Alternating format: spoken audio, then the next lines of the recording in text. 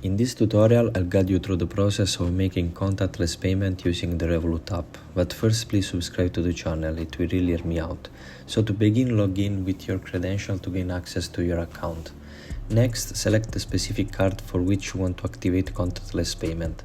Navigate to the menu and locate the setting option. Within the settings, you should find a section related to card security.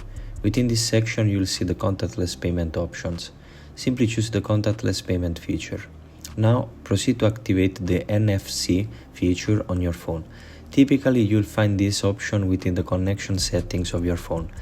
Look for the NFC setting and ensure it's turned on.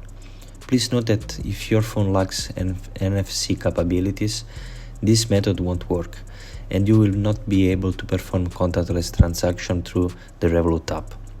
As long as you have enabled NFC and turned on contactless payment within the Revolut app, you are all set to utilize this feature. I trust this guide has been beneficial in demonstrating how to perform contactless payment using Revolut. If you find this video helpful, please leave a like and subscribe to the channel. Thank you.